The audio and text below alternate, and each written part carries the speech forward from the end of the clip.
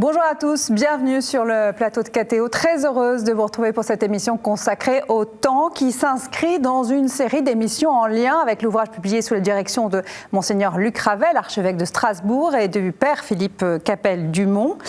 Temps des hommes, temps de Dieu pour une pastorale du temps. Ce livre est publié aux éditions Parole et Silence. Cette réflexion a été menée avec le concours de la Conférence des évêques de France et de l'archevêché de Strasbourg. Il aboutira à un symposium en juin prochain. Mais aujourd'hui, c'est au temps de la création que nous allons consacrer cette table ronde. Création de Dieu, création de l'homme. Et pour cela, j'ai le plaisir de recevoir en visioconférence Dominique Lambert. Bonjour. Bonjour. Vous êtes docteur en philosophie, enseignant à l'université de Namur en Belgique, où vous vous trouvez en ce moment même. Vous êtes membre de l'Académie catholique de France. Et à mes côtés, Thierry Esquèche, bonjour. Bonjour. Vous êtes musicien, organiste et compositeur, membre de l'Académie des Beaux-Arts. Vous enseignez également l'orgue, l'improvisation. Enfin ça, vous nous direz tout cela durant l'émission. Alors, quand on évoque la question du temps et de la création, on pense bien sûr à la création du cosmos, à ce qui préexistait à l'homme, à l'apparition des êtres vivants, puis à l'apparition des êtres humains. Mais on pense aussi à la création comme œuvre de l'homme, à ce qui naît de son action. La création de la part de Dieu, la création de la part de l'homme, cette double articulation fait toute l'originalité du judéo-christianisme. Alors, comment concevoir ce qu'est cette activité humaine qui permet une perspective théologique? Peut-être on peut commencer par la musique, Thierry Esquèche. On dit que l'esthétique musicale participe à la compréhension de ce monde, que la musique élève l'âme. Vous êtes d'accord avec cette conception de la musique comme co-création?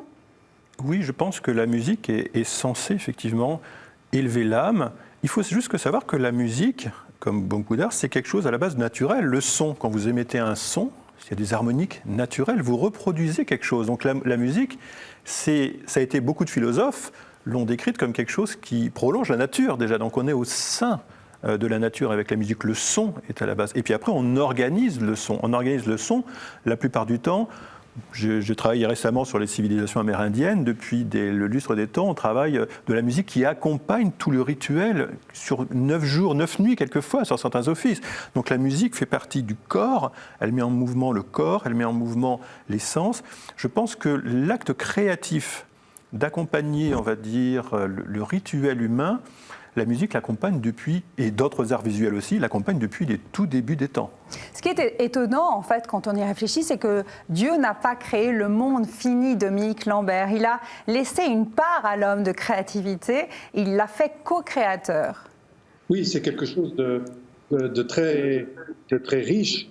Et il faut rappeler que la création, c'est finalement une relation par laquelle Dieu fait être toutes les réalités. Donc il ne s'agit pas seulement d'impulsion ou de quelque chose qui se passe à un instant, mais c'est vraiment une relation qui fait être, et c'est une relation qui donne de l'autonomie et qui laisse de l'espace pour que de fait, au niveau par exemple de l'être humain, des choses puissent être faites librement. Et c'est ça la beauté de la création. C'est une relation par laquelle Dieu fait être le monde, donne à l'homme d'exister et en même temps lui donne cet espace dans lequel il peut réaliser quelque chose par lui-même. Et on parle de l'art, mais on parle aussi de technologie ou de science, par exemple. Alors, on va y venir à la technologie, mais d'abord, parlons de cette co-création. Elle est la poursuite de la création telle que l'a voulu Dieu, mais à des conditions, à quelques conditions quand même. On ne peut pas co-créer dans la droite ligne de Dieu de n'importe quelle façon, Thierry Esquèche.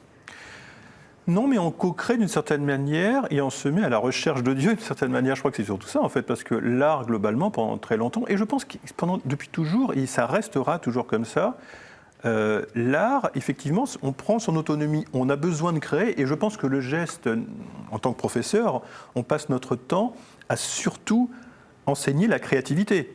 Un élève nous demande comment je peux être créatif, comment je peux faire créer ces harmonies, ces rythmes, comment je peux, même quand ils sont interprètes, qu'est-ce que je peux rajouter de moi? Donc, en fait, l'acte créatif, c'est la demande de toute personne qui veut apprendre, notamment un art, par exemple. Ils veulent être créatifs.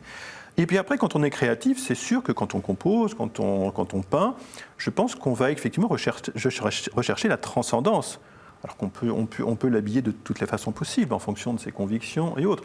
Mais c'est ça, on va faire ce qu'on appelle des grandes œuvres, éventuellement des grandes œuvres sacrées. Et qu'est-ce qui va être une œuvre sacrée ? C'est pas forcément, ça va pas forcément parce que ça va s'appeler Kyrie, ça va s'appeler Gloria, je ne sais pas. Non, ça va être d'une certaine manière, elle va symboliser par l'épaisseur du propos qu'on va lui donner, elle va symboliser effectivement cette recherche de transcendance. Et c'est ça qui fera que des symphonies de Mahler, d'une certaine manière, peuvent être perçues comme des gestes presque sacrées, à recherche de la transcendance, alors qu'elles ont des titres de symphonie, enfin elles ne sont pas un titre particulièrement sacré. Et c'est ça qui est important, c'est la recherche, on va créer une forme, et la puissance de cette forme, la densité de cette forme, les éléments qu'on va mettre dedans, ça va être à la recherche d'une transcendance. Dominique Lambert, est-ce que vous avez quelques pistes à nous donner pour éviter de co-créer de bonne manière, si je puis dire ?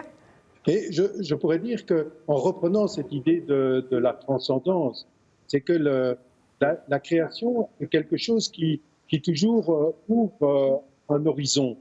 La créativité disparaît lorsqu'on reproduit toujours le même et on s'enferme dans une sphère autosuffisante.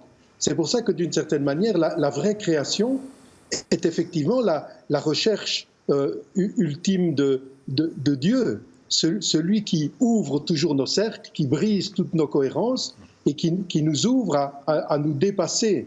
Et c'est peut-être ça l'idée intéressante dans toute véritable création, qu'elle soit artistique, scientifique ou technologique. À partir du moment où l'homme crée un monde dans lequel il s'enferme, dans lequel tout est prédit, prévu, tout n'est que projection de certaines idées toutes faites, alors on a ce que Bergson appelait les sociétés closes, les mondes qui se referment sur eux-mêmes et dans le fond se ferment à la transcendance et dans le fond se ferment du fait même à la véritable création.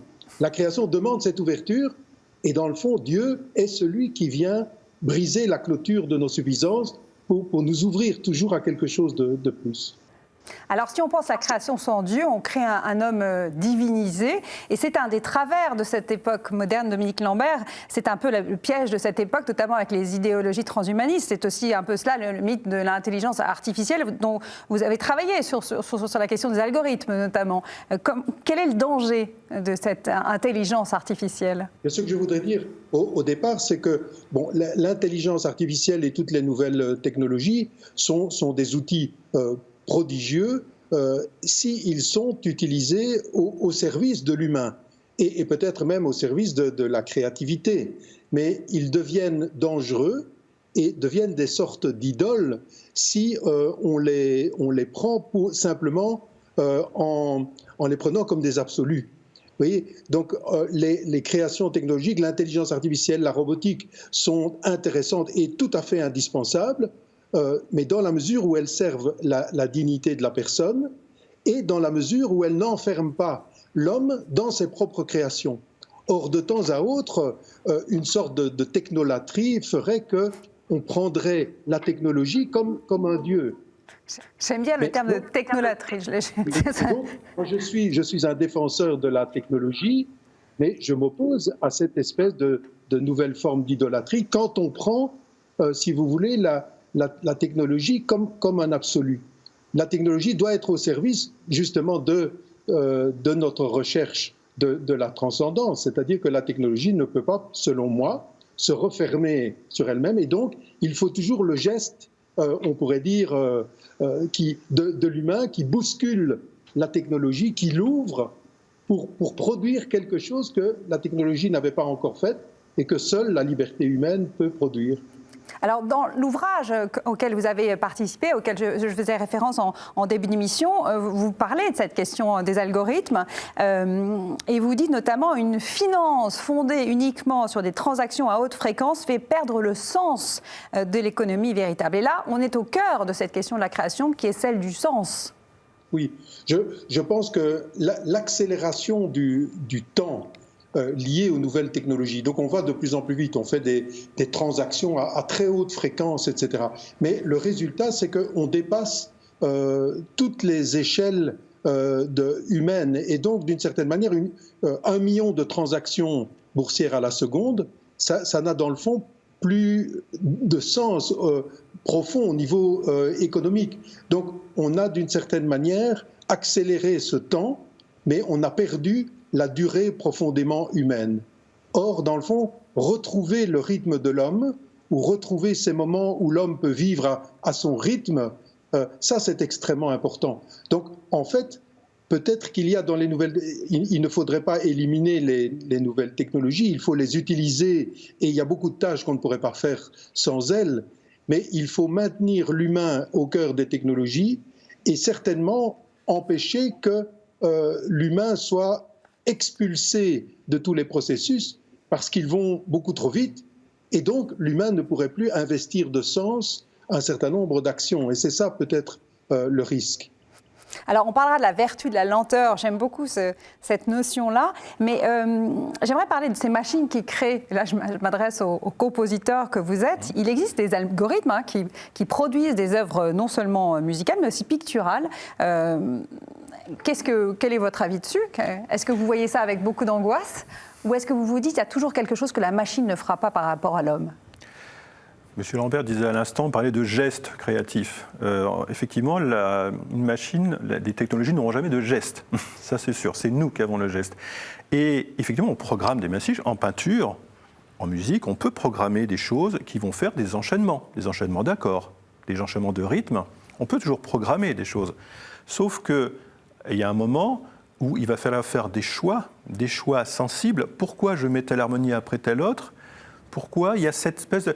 Quand le père Capelle-Dumont, Philippe Capelle-Dumont, le rappelle très bien dans le texte qu'il a fait, il parle notamment il cite Gide, qui citait Chopin avec cette craintive émotion qui naît, et on ne sait pas trop où on va dans l'improvisation. Mais ça, cette craintive émotion qui a peur des nouveautés, et évidemment, c'est le geste humain. Et cette craintive émotion, cette émotion d'un son, cette émotion d'une odeur, de quelque chose qui jaillit de l'instant, c'est l'humain qui va dicter effectivement à la machine ce qu'elle ne pourra pas faire. Donc on peut aller très loin. Nous, notamment, quand on compose musicalement, pour les auditeurs qui ne connaissent pas, on s'aide de machines. C'est un synthétiseur pour créer des sons inouïs qu'on n'a jamais entendus, parce qu'on peut aller plus loin que le piano, plus grave, plus aigu, on peut trouver d'autres couleurs qui n'existent pas. Donc on va calculer, on va filtrer des sons, on va faire des tas de choses complexes. Mais après, tout ça, c'est pour revenir à l'humain, et c'est le compositeur, le créateur, le peintre qui va imaginer, qui va mettre en ordre ces notions, et qui va effectivement permettre qu'elles aboutissent à un but, voilà, qui peut être effectivement transcendantal ou autre. Voilà, je pense que c'est là, il faut remettre effectivement l'humain au centre, et la technologie, effectivement, elle nous aide, mais elle a des limites. Elle n'a pas... C'est l'émotion, c'est l'intuition qui fait la différence. Comment est-ce que vous... ce petit plus, oui. Oui, mais ce petit plus, c'est le jaillissement. Et Gide, d'ailleurs, le dit très bien. C'est cette nouveauté, Gide dit nouveauté jaillissante. Et moi, j'aime beaucoup les phrases du déjaillissement. Vous savez, quand vous improvisez, comme je suis souvent au clavier de Saint-Étienne-du-Mont. Belle église parisienne dans le 5e, je précise pour nos téléspectateurs. Voilà, magnifique église. Et avec Vincent Varnier, on a accompagné la messe depuis très très longtemps maintenant, depuis 20 ans, plus de 20 ans. Et vous savez, quand vous faites un offertoire, vous devez le calibrer, donc ça c'est la forme, il va peut-être faire 3 minutes parce que le père aura terminé. Mais il va se passer des choses, il y a peut-être une odeur d'encens. Et cette odeur d'encens qui va être dans l'encensement, elle va vous faire dévier, elle va vous mettre dans un état qui va faire dévier l'harmonie. Comment voulez-vous qu'un algorithme sente l'odeur d'encens qui va survenir à ce moment-là? Donc voilà, ça peut être aussi une émotion intérieure, plus une parole ou autre. Et je pense que c'est ça, c'est là que l'humain restera. Et ça, je pense qu'il restera toujours. Sinon, vous pouvez faire de la musique uniquement sur ordinateur avec des boucles de son. Mais dans ce cas, c'est de la dance. Oui. Moi, j'ai des amis qui font ça, ils le reconnaissent très bien, ce sont des élèves qui font ça. Mais voilà, ils mettent des boucles, ils savent que c'est une musique qui n'a pas de sens, pas de direction, elle est juste décorative, elle est parfois. Et ça, effectivement, je pense que des machines peuvent globalement, si vous les programmez bien, peuvent vous faire quelque chose de très bien. Mais pas, on va dire, le vrai art, la vraie peinture, la vraie pulsion créative, elle ira au-delà. Alors cette pulsion créative, cette créativité, elle prend du temps, elle peut même être... elle-même un temps, alors là, je me tourne vers le musicien, hein. La musique est un temps en elle-même, elle est nécessairement temporelle, cette musique. En fait, c'est tout le problème Mais c'est le problème. C'est tout l'intérêt d'enseigner, d'ailleurs ça, d'enseigner la composition, parce que vous pouvez enseigner l'oreille. Vous savez, on forme l'oreille interne des étudiants, on leur apprend à entendre des harmonies, on leur apprend à gérer des... Ça, c'est simple, d'une certaine manière. Quand la personne a de l'oreille, très bien, c'est le métier. Et puis, il y a un moment, il va falloir qu'on lui dise « compose une pièce ». Et cette pièce, elle va durer peut-être 10 minutes, 20 minutes. Elle va être censée symboliser des passions humaines, symboliser l'éternité, symboliser, je sais pas, le programme. Et ça va se passer dans un temps défini. Il va falloir organiser le temps, puisque la pièce, c'est un espace de temps, d'une certaine manière, qui va durer, 10 minutes, un quart d'heure, une demi-heure, une journée, s'il le fallait. Et il va falloir organiser. Et la musique, c'est principalement, mais déjà, Saint-Augustin lui dit très bien, c'est l'art de bien moduler, mais c'est en même temps, il fait énormément de pages sur le rythme, les rythmes, et donc le rythme, c'est modulé, c'est la scansion du temps. La scansion du son et l'architecture du temps. Nous, on va laisser une architecture, mais une architecture temporelle. Moi, je pense qu'un des arts qui est le plus proche de la musique, enfin, je me réfère beaucoup, c'est l'architecture. Vous voyez un monument, vous le voyez. Eh bien, votre œuvre, moi, je la vois, et je pense qu'un élève doit la voir aussi comme une architecture. Voilà, se met une architecture de temps. Et à l'intérieur, il va falloir apprendre tel élément. Il va falloir lui donner le temps de monter, de descendre. Il va y avoir des courbes, il va y avoir des pulsions, il va y avoir des choses qui vont être des diminuendo, des crescendo, des surprises. Et ça, c'est le gros problème à enseigner. Parce que ça nécessite ce sentiment du temps, cette épaisseur de la durée.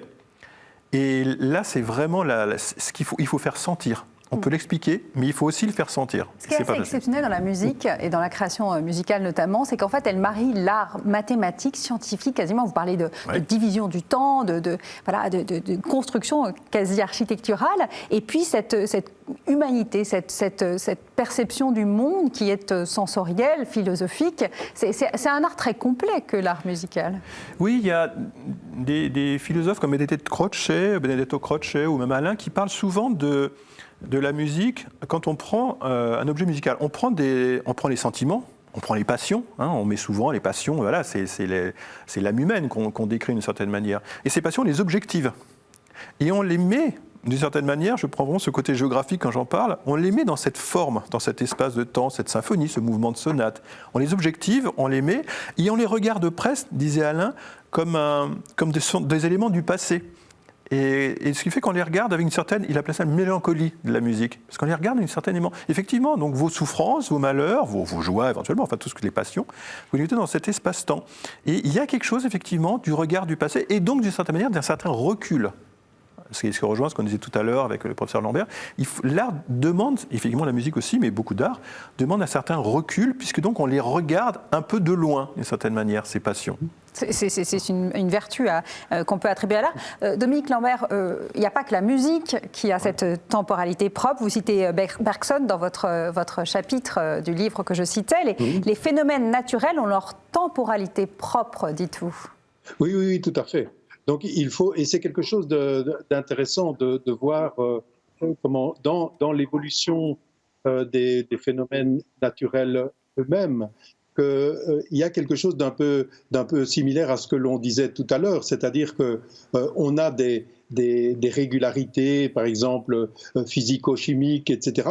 Mais on a aussi des choses qui sont aussi physico-chimiques, mais qui sont de l'ordre de la fluctuation, de la bifurcation, qui font qu'à tout moment, l'évolution peut se passer avec des événements nouveaux. Donc il y a une sorte dans la nature elle-même, il y a quelque chose qui annonce déjà ce rapport à l'événement, à l'événement singulier, à la bifurcation, et c'est quelque chose sur lequel on devrait réfléchir, c'est-à-dire que l'évolution qui nous a constitués est une évolution qui a pris du temps, 3,8 milliards d'années, il a fallu du temps.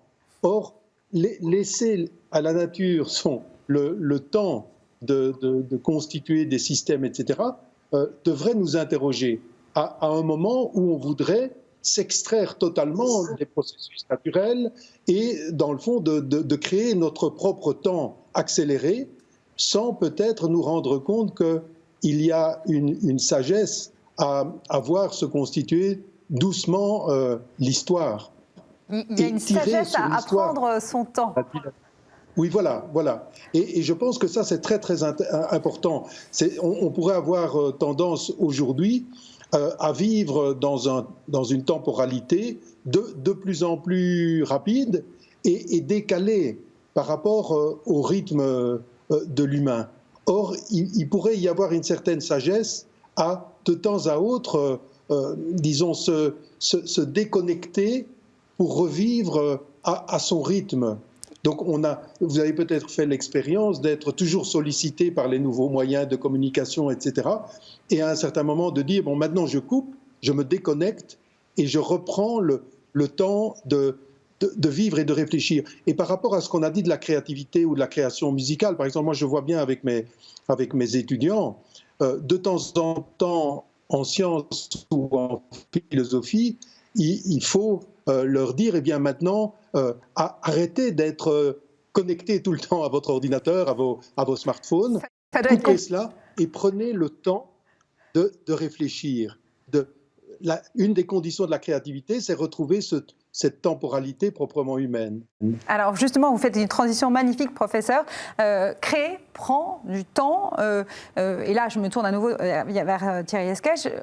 La musique, elle est temps, elle est temporalité, elle est répétition. Alors non seulement des sons, mais aussi répétition, comme un musicien répète à l'envie pour pouvoir produire le son et l'enchaînement de sons qu'il espère. Oui, ça c'est l'interprète. L'interprète, effectivement, il va se mettre dans une situation, et ça nous ramène au but final. Je veux dire, un interprète vraiment chevronné va passer 10 heures par jour sur telle étude de Chopin, je ne sais quelle pièce, jusqu'à ce qu'il arrive à rentrer dans le... Et de transcrire exactement le plus fidèlement possible ce que voulait dire Chopin éventuellement, ce que voulait dire. Et ça, c'est pas facile. Hein. On a des limites techniques tous, donc il faut passer outre. Et c'est la puissance du travail qui va le faire. Et puis il y a la répétition musicale, tout simplement parce que quand vous faites une pièce, une de musique ou n'importe quel art aussi, il va falloir qu'on agisse, puisque c'est dans le temps que ça se passe, sur la mémoire de la personne. Donc, il faut répéter des thèmes. Et toute l'histoire de la musique, ça va être une organisation, d'une certaine manière, de cette répétition. Alors, il y a des formes du passé qui s'appellent formes sonates, où on met un thème, on met un deuxième thème, et qui on finit. Mais c'était comment avoir une idée, la transformer et la remettre. Et on doit faire en sorte que ce soit perceptible par l'auditeur. Parce que l'éditeur, lui, il ne veut pas juste des sons, il veut avoir une cohérence. Et parce que la musique, au bout du compte, et à l'instant, le professeur Lambert disait bien, à la base, c'est un processus qui imite d'ailleurs des processus naturels. Je veux dire, c'est un processus de développement d'âme. Vous savez, souvent, quand on compose, on fait de la prolifération d'une certaine manière, mais au bout du compte, c'est comme quand vous regardez un arbre par rapport au tronc et la façon dont ça se fait. Et donc, je pense que l'art, d'une certaine manière, effectivement, il est plongé, il essaie aussi de transcrire ces évolutions qui sont vraiment intrinsèques à l'être humain, à la nature, tout simplement. Mais après, on l'organise. Et donc, on fait des choses qui reviennent. Je me suis souvent demandé aussi, et certainement vous aussi, pourquoi il y a des œuvres qui sont restées dans l'histoire de la musique comme des chefs-d'œuvre. Prenez le Boléro de Ravel. Alors, tout le monde peut siffler le Boléro de Ravel. Pourquoi c'est devenu un truc? Il y a certaines œuvres comme ça. La Grande Passacaille de Bach aussi, dont on se dit c'est le chef-d'œuvre. Souvent des choses qui sont basées sur la répétition. La répétition de quelque chose, mais répétition et transformation. C'est-à-dire que la répétition toute bête, ce que j'ai tout à l'heure, une boucle faite par ordinateur, non, ça ne restera pas. Ce qui va être, c'est la répétition, c'est-à-dire quelque chose qui est ancré en vous, dont vous ancrez dans votre mémoire, et puis vous le transformez, vous le transfigurez, vous faites une transsubstantation progressive du matériau. Et ça, je pense que l'art essaie d'imiter effectivement un processus naturel, il répète quelque chose, et il le transforme au fur et à mesure où il le répète. Vous avez utilisé transsubstantiation, ce terme profondément divin. Voilà, la création encore marquée par cette notion de divinité. Dominique Lambert, vous vouliez peut-être réagir à cette notion de répétition? Oui. Donc, cela rejoint quelque chose qui pourrait être intéressant aujourd'hui pour penser justement les algorithmes. Donc, dans le fond, les algorithmes travaillent toujours sur des règles. Mais ce qui fait l'algorithme nouveau, etc., c'est d'avoir transgressé ou dépassé les règles de construction des anciens algorithmes. Et d'une certaine manière, il faut un être humain pour transgresser les règles de l'humain pour faire du nouveau. Il y a quelque chose de très intéressant dans le fait qu'on ne parviendra jamais à se passer de l'humain qui transgresse ses propres règles pour proposer des règles nouvelles. Alors, vous évoquiez aussi, professeur Lambert, dans votre chapitre, cette technologie qui a sa durée propre, sa rapidité propre et qui rend l'homme presque lent et maladroit. Est-ce que c'est une réalité ? Est-ce qu'on est laissé de côté par la technologie ? Alors, dans toute une série de domaines, notre société complexe nécessite une gestion ultra rapide des processus. Si on pense à la régulation du trafic aérien, la régulation de toute une série d'attributions de ressources, de biens, etc., à la gestion des informations pour notre sécurité, etc., il faut gérer des choses à très grande vitesse. Mais le problème, c'est que dans certains cas, l'humain lent peut être garanti aussi de sécurité. Par exemple, à force d'aller trop vite et d'abandonner notre sécurité ou notre économie, etc., à des machines qui vont de plus en plus vite, on risquerait de temps à autre un emballement. Et parfois, l'humain peut être un fusible qui, de par sa lenteur, peut sauter pour sauver la société de cet emballement technologique. Donc le tout, en fait, c'est cette prudence de savoir quand utiliser des processus effectivement de gestion à grande vitesse et quand il faut réintroduire l'acteur lent, l'acteur qui prend son temps, justement le temps de la réflexion, le temps qui est gage de sécurité. Et aujourd'hui, ce qui est compliqué, c'est cette balance entre la vitesse nécessaire à notre sécurité, par exemple, et la réintroduction de l'acteur lent qui lui-même va permettre une réflexion évitant l'emballement. Vous citiez notamment l'exemple de ce soldat qui est appelé à appuyer sur le bouton. Alors, je ne sais pas si c'est le bouton de l'arme nucléaire, parce que c'est toujours le paroxysme du film d'action, mais voilà, qui va hésiter, alors que tous les voyants sont au vert, et qui va faire l'interface, en fait, qui va être ce temps de réflexion, ce temps nécessaire à la prise de décision, et qui va empêcher le cataclysme, en fait. Oui, et dans certains cas, évidemment, le rapport à l'acteur lent, c'est aussi le rapport aux valeurs. Donc, dans certains cas, ce qui fait la distinction entre la machine et l'homme, c'est que l'homme peut sortir d'un système de règles toutes faites au nom de valeurs et éviter d'agir ou de juger pour sauver l'esprit des règles. Et j'avais été fort frappé d'une réflexion sur le droit. Paul Ricoeur disait le magistrat, c'est celui qui humanise le droit. Pourquoi ? Parce que c'est celui qui, à certains moments, sort du système de règles pour sauver l'esprit de la règle et pour sauver l'humain. Et la machine ne peut pas faire ça d'une certaine manière. La machine reste dans l'application des règles, mais elle ne comprend pas ses propres règles, et donc elle ne comprend pas quand il faut en sortir créativement pour sauver l'esprit des règles. Vous vouliez peut-être réagir, Thierry Escachet. Oui, ça me faisait penser ce que disait le professeur Lambert. Vous savez, cet accident d'avion qu'il y a eu il y a quelques années à La Guardia, et l'avion a décollé, il a perdu ses moteurs au début de poussée, en fait. Et effectivement, là, il n'y avait plus de moteur. Donc, visiblement, et l'avion, en fait, il a fallu que la personne, le pilote, effectivement, il a pris 20 secondes, je crois. Il était calculé, il a pris 20 ou 25 secondes pour prendre la décision. Les ordinateurs lui ont dit de faire quelque chose, mais il ne lui sentait pas complètement possible d'aller jusqu'à JFK, l'autre aéroport de New York. Et au bout du compte, ces 25 secondes de réflexion, il a réussi à déterminer qu'il valait mieux se poser dans East River, qui était à côté. Et la machine ne pouvait pas imaginer qu'elle se posait évidemment sur l'eau. Il y avait plein de choses qui rentraient en l'ordre. Oui. Mais il a pris l'humain, là, effectivement, a réussi à corriger. On lui a même reproché ces 25 secondes, parce qu'on dit, vous vous rendez compte peut-être, mais sauf qu'on ne sait pas du tout si les ordinateurs avaient dit qu'il y arriverait. Mais enfin, bon, là, effectivement, on sait très bien que pour poser un avion, c'est toujours le pilote qui décide au dernier moment. Donc là, on n'est pas sûr. Lui, il a réussi à sauver tout le monde. Il a pris les distances par rapport à la machine. Il a pris ses distances. Ouais. On se souvient effectivement de cette image, absolument.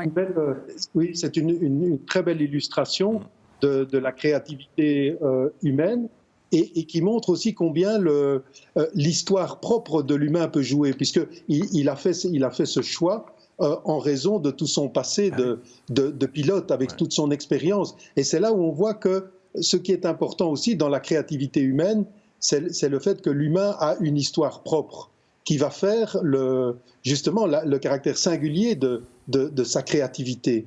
Et ça, la machine n'a pas cette histoire longue ou cette histoire très singulière qui fait le charme de la créativité humaine. La machine n'a pas de mémoire, elle n'a pas d'histoire. Mm-hmm. Oui, et c'est ce qui fait la singularité de l'homme et son intelligence propre. Vous parlez tout à l'heure de la justice. On reproche souvent à la justice, au temps de la justice, d'être très lent, trop lent. Alors ça peut être une question de moyens humains et financiers, on s'en doute, mais il y a une vertu à cette lenteur de la justice, professeur Lambert. Oui, c'est certainement qu'on a, intérêt à utiliser des techniques d'intelligence artificielle dans le droit pour faciliter l'accès aux données, etc. Bon, d'outils d'aide à la décision juridique. Mais certainement qu'à un certain moment, le magistrat et l'homme de droit est irremplaçable parce que, dans le fond, le droit n'est pas seulement l'application de règles, c'est la qualification des faits, donc c'est l'interprétation des faits, mais c'est aussi la justice. Ce n'est pas seulement l'application des règles de droit, mais c'est la compréhension d'un sens profond de la justice. Et à un certain moment, le magistrat, de par son expérience, par tous les petits éléments du contexte juridique, va rendre un jugement prudentiel, ce que, en fait, il y a très longtemps, Aristote, dans l'éthique à Nicomaque, avait bien montré que, dans le fond, l'éthique, mais on pourrait dire aussi le droit, n'est pas seulement une dérivation formelle de règles. L'éthique et le droit ne se pratiquent pas comme la science des théorèmes, si on veut. Il y a quelque chose de l'ordre de la prudence, du jugement qui tient compte du contexte, qui tient compte des valeurs, etc. Aussi qui fait entrer l'ordre de l'émotion dont on parlait tout à l'heure et qui est très important et qui fait partie, je pense, de la créativité. Parce qu'on pourrait dire, en droit, y a-t-il une créativité? Mais oui, toute décision profonde, humaine, fait jouer quelque chose de l'ordre de la créativité, puisque c'est quelque chose de l'ordre d'une liberté intelligente, éclairée, et qui, d'une certaine manière, amène un élément nouveau. C'est ce qu'on appelle la jurisprudence, presque. Ne permet pas. Oui. Mm-hmm.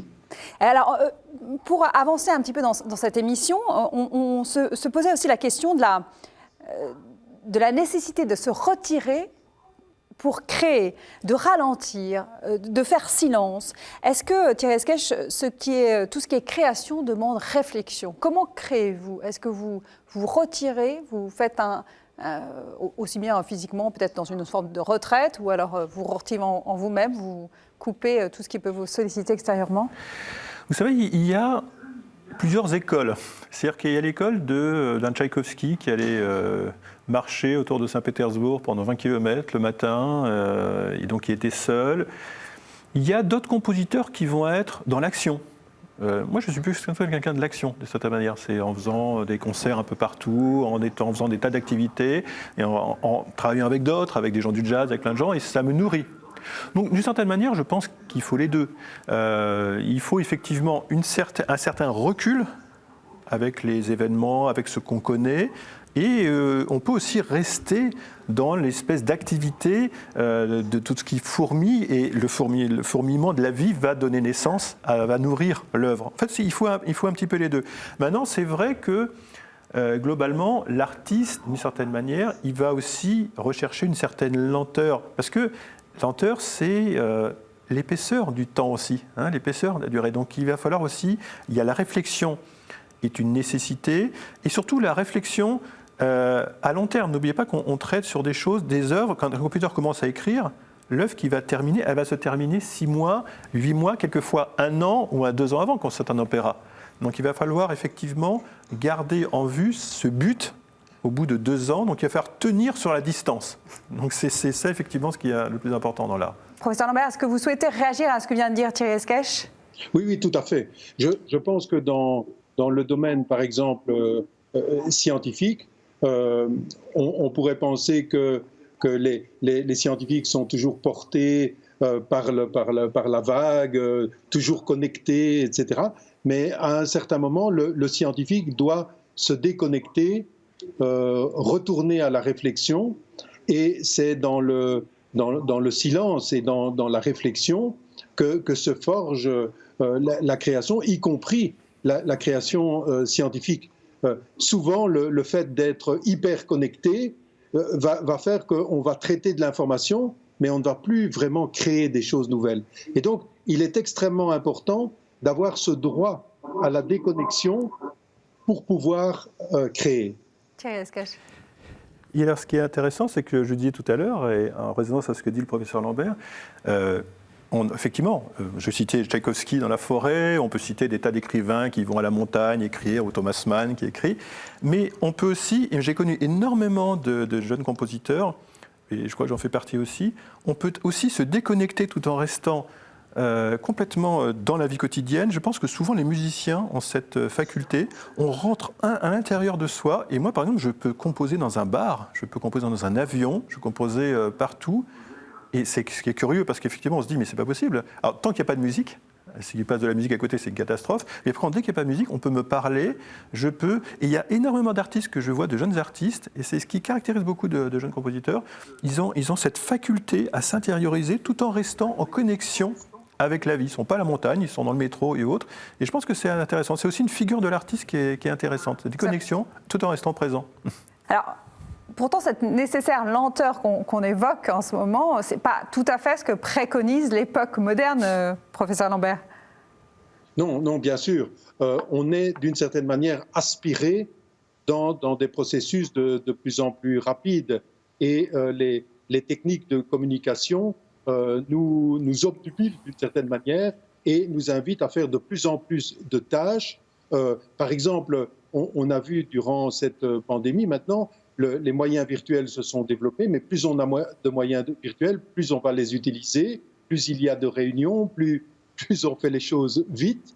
Et il y a un risque d'être aspiré dans une sorte d'accélération des processus. Et donc, moi je dirais, il faut retrouver une certaine sagesse, savoir à certains moments, disons, sortir de ce flux ultra rapide, pour pouvoir se retrouver soi-même en profondeur et aussi pour pouvoir être soi-même. Parce que quand on est seulement un opérateur qui met des icônes de gauche à droite sur un écran, on ne fait plus quelque chose de véritablement personnel.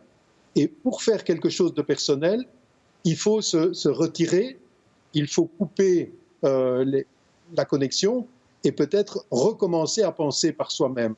Et je pense qu'il y a toute une sagesse à retrouver sa durée propre et de temps à autre, disons, quitter ce flux ultra rapide et qui nous est nécessaire par moment, et je l'utilise bien entendu, mais qui risque d'être dangereux s'il nous aspire et nous engloutit. On ne doit pas en être l'esclave. Il y a autre chose qui est très important dans ce temps de la création. C'est quand on a préparé cette émission, où vous me disiez, Dominique Lambert, qu'il fallait prendre le temps de l'émerveillement. L'émerveillement devant la création est essentiel. Et vous dites notamment que la science est aussi le lieu de la découverte de ce cadeau que Dieu nous a fait. Oui, moi je pense que la science est pour moi un des lieux où on peut prendre le temps d'ouvrir le cadeau que Dieu nous a fait, pour regarder ce qu'il y a dedans, pour contempler d'une certaine manière la profondeur du cadeau que Dieu nous a fait. Et c'est quelque chose qu'il faut retrouver, parce qu'aujourd'hui, on assimile souvent les sciences aux technosciences. Et on oublie parfois que la science n'est pas seulement focalisée sur l'utile, sur la maîtrise d'un réel. Mais la science est aussi la théoria, la contemplation gratuite. C'est le fait, souvent, mes étudiants ou les gens demandent « mais pourquoi vos étudiants font-ils de la physique théorique ou des mathématiques abstraites, etc. À quoi ça sert ?» Et souvent, la réponse serait « ah mais parce que ça sert dans telle et telle industrie, etc. » Mais en réalité, on pourrait dire la première fonction de la science est la découverte du réel pour s'en émerveiller. Et si on n'a pas cela, alors dans le fond, on passe à côté de quelque chose de beau dans les sciences. Et donc peut-être que dans l'enseignement, il faut retrouver cette manière de donner aux jeunes cet enthousiasme devant l'émerveillement gratuit, devant la beauté des mathématiques, devant la beauté de la nature, etc. Est-ce que ça fait écho à ce que vous essayez d'enseigner à vos élèves, Thierry Esquèche? Est-ce que s'émerveiller devant la musique, devant l'œuvre de créativité De toute façon, quand vous contemplez une œuvre, la contemplation esthétique, elle prolonge l'œuvre que vous êtes en train de voir. Donc elle prolonge, tous les philosophes ou Sartre vous le diront. C'est-à-dire une œuvre existe aussi parce qu'elle est contemplée. Et donc je veux dire, la position d'émerveillement, de contemplation est nécessaire parce que l'œuvre, là, elle est aussi reçue. Et donc il y a une part, et pour celui qui va la recevoir, il va s'investir artistiquement aussi. Déjà dans le public, c'est une nécessité d'émerveillement. Et pour ceux qui la font comme des élèves des beaux-arts ou du conservatoire, comme je peux avoir, oui. Vous savez, il y a émerveillement, on s'émerveille devant une harmonie, tout à coup, jaillissement aussi. C'est le deuxième terme que je donnerai, j'en avais parlé un petit peu plus tôt dans l'émission. Parce que l'émerveillement, voilà, on va être ébahi par tel ou tel enchaînement harmonique. Et puis le jaillissement, c'est savoir que quelque chose peut survenir et on va profiter de ces jaillissements, d'une idée, de ce geste, de cette espèce de bourrasque, pour la faire fructifier. Et souvent, vous savez, quand on enseigne, quand j'interviens dans la classe au conservatoire, je suis au piano, ils me donnent une idée, je suis en train de corriger leur travail, effectivement, et je me mets à improviser. Et j'improvise ce que j'aurais vu moi, et puis ils sont là en train de regarder ce qui coïncide à ce qu'ils ont pensé, ce qui va plus loin que ce qu'ils ont pensé. Et c'est par cette relation justement d'émerveillement, d'une certaine manière, qui va essayer de puiser quelque chose chez leur professeur pour l'intégrer. Et c'est comme ça que se fait la transmission artistique. Elle se fait avec une part. On est là pour transmettre, et l'art, on transmet quelque chose à ceux qui vont le continuer. Et en même temps, on est là pour transmettre aux étudiants, et on ne peut transformer qu'avec cette part d'émerveillement et de jaillissement. Alors, cette émission s'inscrit dans une série de réflexions sur la pastorale du temps. Et du coup, je m'adresse à tous les deux, puisqu'on arrive quasiment à la fin de cette émission. Comment appliquer toute cette réflexion philosophique sur le temps de la création à la pastorale du temps? Dominique Lambert, est-ce que vous pouvez nous donner des pistes? Peut-être qu'on devrait redécouvrir des lieux où on peut, d'une certaine manière, arrêter de courir et peut-être de se retirer pour un moment, pour à la fois contempler justement la beauté de la création, mais aussi en nous redécouvrir ce lieu d'intériorité, cette voie vers Dieu. Donc je pense que peut-être une des façons donc dans la pastorale de retrouver cette sagesse du temps, c'est de revaloriser ces lieux où les personnes de notre époque peuvent se retrouver face à elles-mêmes et face à Dieu. Il y a dans la grande tradition de l'Église, finalement, cette tradition des retraites, de ce retour au désert pour retrouver le chemin de Dieu. Et aussi, souvent, ça se fait par la découverte, l'émerveillement devant de beaux lieux, l'émerveillement devant la création, dans la liturgie, etc. Et donc, je pense qu'il y a une nécessité de retrouver des lieux où l'on peut s'arrêter pour retrouver un chemin intérieur vers Dieu et aussi un chemin de l'émerveillement de la création vers Dieu. Thierry Esquèche, le temps de la liturgie, j'imagine que vous qui jouez régulièrement pour des messes et des cérémonies religieuses, ça vous dit quelque chose? Ça vous évoque quelque chose? Ça me rappelle que le musicien, en l'occurrence l'organiste ou le compositeur, la personne qui improvise durant ses offices, elle doit déjà apprendre à s'oublier. Parce que ça, je pense que c'est une leçon qu'on peut avoir. C'est ceux qui faisaient des antiennes grégoriennes au Xe, XIe siècle. On ne sait pas forcément qui c'est exactement. Il y avait beaucoup d'œuvres au Moyen-Âge, on ne sait pas qui c'est. On était plus dans la musique, elle raconte quelque chose, mais par contre, ils racontaient quelque chose qui était de l'ordre du cosmos, de l'ordre de leur croyance. Ils n'étaient pas forcément la personne, on ne se mettait pas au centre tout le long de son œuvre. Donc on l'est au centre, reste au centre de mon œuvre. Mais quand j'accompagne un office, par exemple à Saint-Étienne-du-Mont, j'essaie de me mettre dans la fonctionnalité J'essaie de coller exactement à la durée. J'essaie de m'oublier, y compris mon propre style quelquefois. Je me mets dans le style parce que je dois servir une parole, servir ce qui a été dit avant. Je dois contribuer à ce que les gens puissent prier. Et quand on est compositeur, je pense que c'est pareil. Il faut un peu s'oublier, se remettre dans un temps long. C'est pour ça d'ailleurs que vous savez, je pense que le grand public connaîtra Arvo Pärt, c'est un des compositeurs contemporains les plus connus.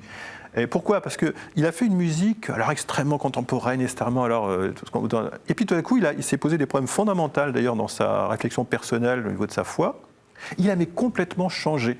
Il a fait une musique au contraire où il essaie de retrouver un temps long, une modalité, une œuvre qui pouvait parler, et il s'est mis à écrire des œuvres qui n'avaient du jour au lendemain aucun rapport. Enfin, du jour au lendemain, non, exagère, parce qu'il lui a fait justement le temps de la réflexion, le temps d'introspection, le temps d'aller vers sa foi, qui en découvrait et autres. Et donc, je pense que c'est un exemple. Ça, moi, je suis loin de son esthétique, donc je peux en parler, parce que je pense que j'en suis assez loin. Mais il nous pose effectivement la question, s'oublier un petit peu, pour se remettre déjà dans quelque chose de fonctionnel quand on sert un office comme moi et comme beaucoup d'autres, mais aussi pour arriver à faire une œuvre qui puisse reprendre la main, reprendre des thèmes qui se sont faits au Moyen-Âge, qui se sont faits à l'époque classique, qui se sont faits, et pouvoir d'une certaine manière, parce que pour moi, le compositeur, c'est un passeur. On va prendre quelque chose qui existe, un héritage commun, on va le transformer et on va le donner pour l'après, d'une certaine manière. Et donc, on va faire passer ce message qui a été fait par Jean-Sébastien Bach, par plein de gens, et on va le faire passer à d'autres. Et je pense que ça, c'est une manière de se remettre aussi la création dans la pastorale. On ne crée pas jamais à partir de rien. Seul Dieu a créé ex nihilo. Nous partons toujours de quelque chose. C'est la grande différence.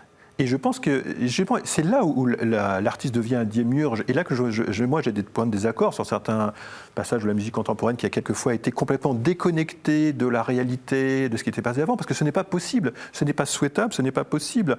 On peut faire du nouveau, c'est-à-dire faire du nouveau, mais ce n'est pas pour le principe de faire du nouveau. La nouveauté n'a pas d'intérêt en elle-même. Elle a d'intérêt que parce qu'il y a une transformation du propos et qu'on va comme ça tendre la perche, d'une certaine manière, à ceux qui vont suivre pour continuer. Évidemment, on va tous interpréter le passé, ce qui est normal, c'est très bien. Donc on ne peut pas faire ex nihilo. On transforme, vous savez, si vous prenez les auteurs, Ravel, il vient de Josquin-des-Prés qui s'est transformé par Berlioz, qui est transformé, et puis moi je poursuis les auteurs comme ça, et puis d'autres vont nous poursuivre. Et c'est ça qui est passionnant. Dominique Lambert, Thierry Scaggi parlait d'humilité et de retrouver le temps long. Est-ce que vous êtes d'accord avec cette analyse, avec cette nécessité ? Oui, bien sûr. Retrouver le rythme profond de l'humain et retrouver cette humilité de l'humain qui s'abandonne à son rythme plutôt que d'une certaine manière de vouloir forger par soi-même un monde fermé. Je crois qu'il faut retrouver le chemin du silence, de la durée profondément intérieure, qui va juste d'une certaine manière faire quelque chose de neuf en brisant les cercles dans lesquels on se serait enfermé. Donc moi je crois que retrouver effectivement il faut retrouver une certaine lenteur propre au rythme de l'homme. De temps à autre,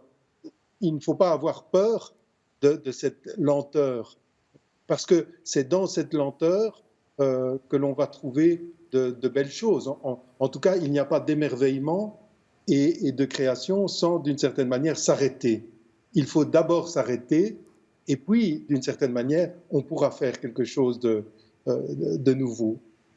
Est-ce que vous êtes confiant ? Parce que j'entends ce que vous dites tous les deux, et ce que vous essayez de mettre en pratique, mais dans le monde moderne dans lequel nous vivons, c'est quand même pas le discours ambiant. Est-ce que, professeur, vous êtes confiant ?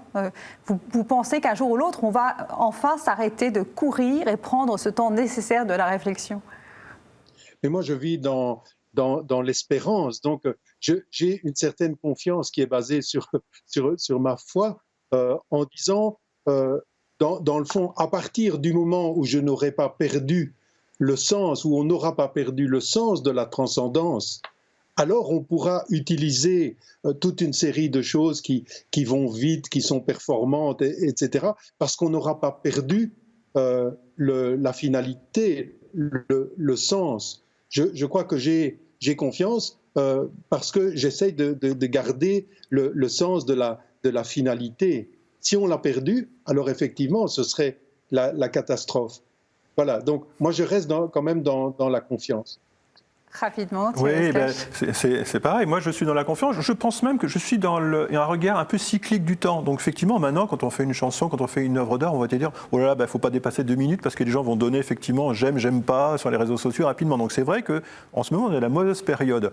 Mais je crois vraiment qu'il y aura des cycles dans l'histoire et qu'on retrouvera, on pourra refaire des pièces peut-être plus longues parce que les gens ont toujours un besoin, un moment de retrouver autre chose. Quand on aura fini de faire des petites cellules de 1 minute, 2 minutes et puis on dit j'aime, j'aime pas, je pense qu'on retrouvera effectivement, peut-être dans 40 ans, je ne sais pas. Mais je crois vraiment qu'il y aura des cycles. Ouais, j'ai l'impression que ce mouvement est amorcé dès à présent voilà, dans beaucoup de domaines. Merci vraiment à tous les deux d'avoir tous les deux apporté cet éclairage, chacun dans votre spécialité, sur ce temps de la création. Je vous rappelle que cette thématique est englobée dans la thématique du temps des hommes, temps de Dieu pour une pastorale du temps. C'est également un livre voilà, qui a été publié le 25 février dernier aux éditions Parole et Silence, sous la direction de Monseigneur Luc Ravel, archevêque de Strasbourg, et du père Philippe Cabal-Dumont. Vous pouvez retrouver ce livre en librairie et puis vous pourrez retrouver évidemment l'ensemble de ces émissions sur ktotv.com. Merci à tous, à bientôt.